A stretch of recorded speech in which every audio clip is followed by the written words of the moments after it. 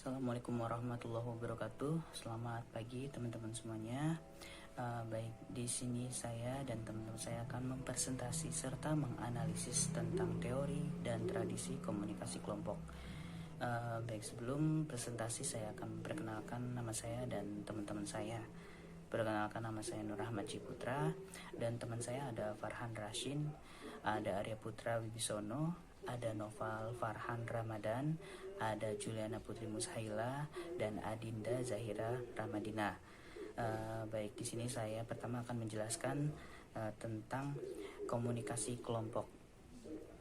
Komunikasi kelompok adalah komunikasi yang berlangsung antara beberapa orang dalam suatu kelompok, seperti dalam rapat pertemuan, konferensi, dan lain sebagainya.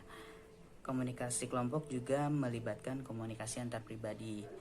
Karena itu, kebanyakan teori komunikasi antar pribadi berlaku juga bagi komunikasi kelompok. Komunikasi kelompok dapat didefinisikan sebagai pertukaran informasi. Oke, untuk slide selanjutnya akan dijelaskan oleh teman saya, Arya Putra Wibisono. Terima kasih. Assalamualaikum warahmatullahi wabarakatuh. Nama saya Adinda Zahira Ramadina. Kali ini saya akan mempresentasikan dari slide ke-6 yang berjudul kelompok primer dan sekunder. Charles Horton Collie pada tahun 1909 mengatakan bahwa kelompok primer adalah suatu kelompok yang anggota-anggotanya berhubungan akrab, personal, dan menyentuh hati dalam asosiasi dan kerjasama. Sedangkan dalam kelompok sekunder, anggota-anggotanya berhubungan tidak akrab, tidak personal, dan tidak menyentuh hati kita. Karakteristik komunikasinya, yang pertama, kualitas komunikasi pada kelompok primer bersifat dalam dan meluas.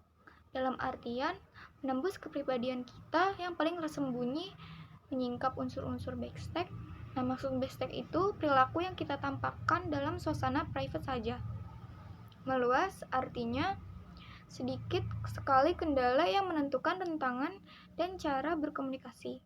Pada kelompok sekunder, komunikasi bersifat dangkal dan terbatas.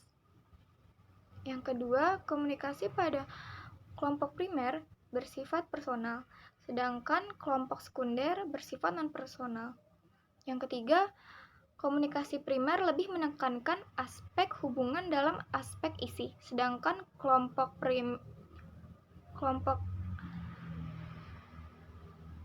sekunder adalah sebaliknya.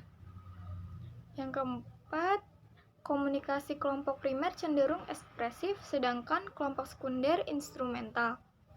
Komunikasi kelompok primer cenderung informal, sedangkan kelompok sekunder bersifat formal. Nama saya Arya Putra Wibisono. Saya akan presentasikan slide 4 dan 5, sifat-sifat komunikasi kelompok. Komunikasi kelompok berkomunikasi dalam tatap muka.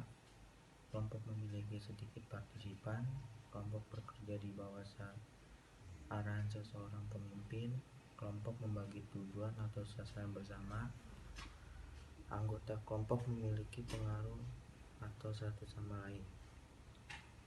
Slide 5, klasifikasi kelompok. Kelompok primer sekunder, kelompok anggotan dan kelompok rujukan, kelompok deskriptif, dan kelompok. Assalamualaikum warahmatullahi wabarakatuh. Saya Juliana Putri Mushaila. Saya akan menjelaskan kelompok keanggotaan dan kelompok rujukan.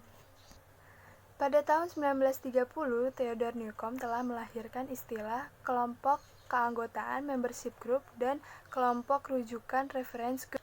Kelompok keanggotaan adalah kelompok di mana anggota-anggotanya secara administratif dan fisik telah menjadi bagian kelompok itu. Sedangkan kelompok rujukan adalah kelompok yang digunakan sebagai alat ukur standar untuk menilai diri sendiri atau untuk membentuk sikap. Saya akan melanjutkan presentasi dari kelompok saya. Pengaruh kelompok pada perilaku komunikasi. Ada konformitas, fasilitas sosial, dan polarisasi. Konformitas adalah perubahan perilaku atau kepercayaan menuju norma kelompok sebagai akibat tekanan kelompok yang real atau dibayangkan Bila sejumlah orang dalam kelompok mengatakan atau melakukan sesuatu, ada kecenderungan para anggota untuk mengatakan atau melakukan hal yang sama.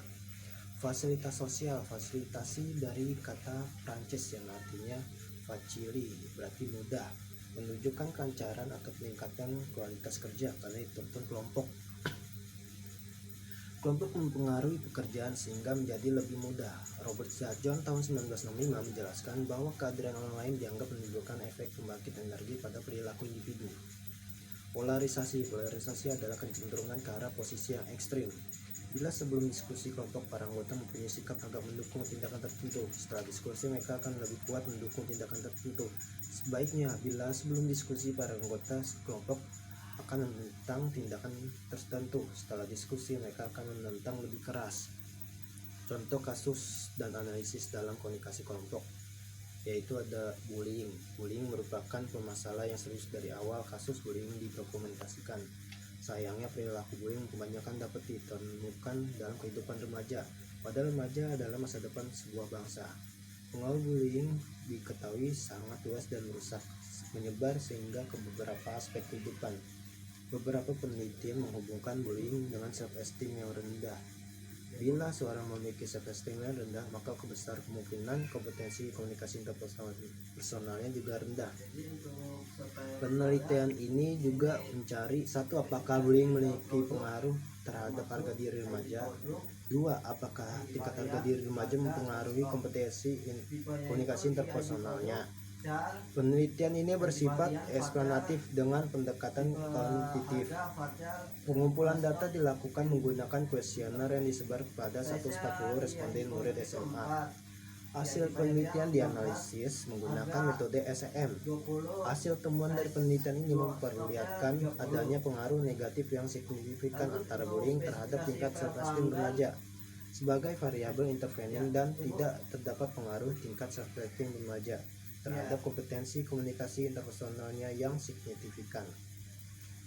Itu merupakan presentasi dari kelompok saya. Mungkin bila ada salah kata atau kekurangan mohon maaf. Wassalamualaikum warahmatullahi wabarakatuh.